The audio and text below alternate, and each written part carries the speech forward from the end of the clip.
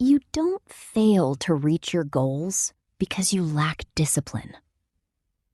You fail to reach them because somewhere underneath, you don't believe you're the kind of person who gets there.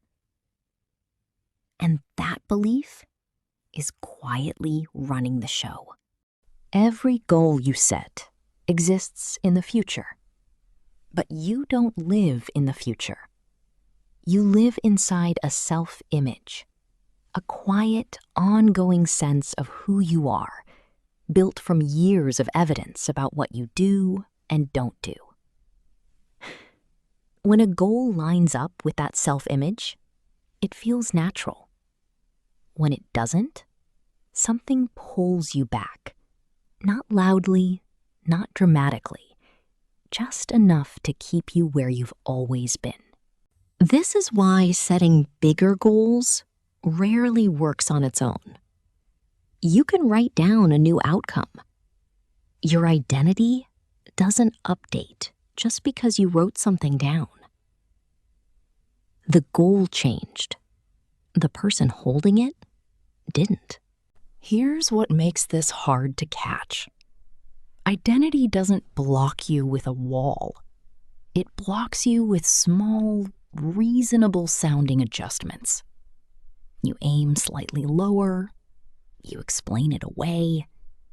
You find a version of the goal that fits who you already believe you are. By the time you notice, you've already negotiated yourself back down to size. Your brain isn't trying to sabotage you. It's trying to keep you consistent. Consistency feels safe, even when it's consistency with a version of you that's smaller than you want to be.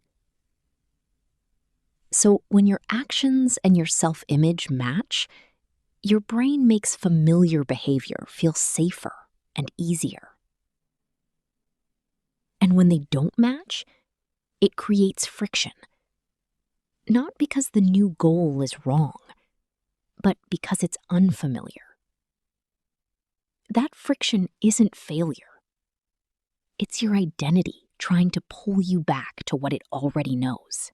I'm just being realistic. People like me don't usually go for things like this.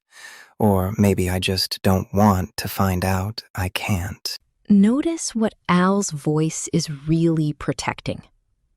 Not the goal, the identity. Being realistic sounds like wisdom. Underneath it, it's often just an old self-image defending its territory.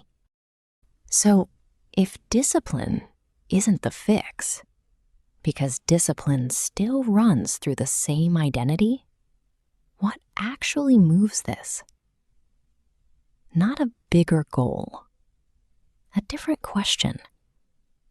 Who do I need to already believe I am before this goal stops feeling like a stretch? If this is a pattern you've noticed in yourself, subscribe. Every week, we uncover another one. Your identity was never the enemy. It's just doing its job, keeping you consistent with what it already knows to be true about you.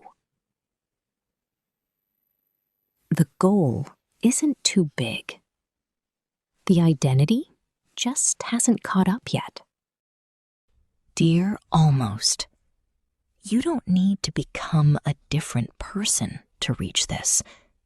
You need to let the evidence build slowly enough that the version of you who gets there stops feeling like a stranger. Because identity doesn't change when you make a promise. It changes when your brain runs out of evidence that you're still the old version of you. That is the almost effect for this week. If something in this video made you want to argue back, that's worth paying attention to. New video next week. Same channel, same diagnosis, different pattern. The almost effect.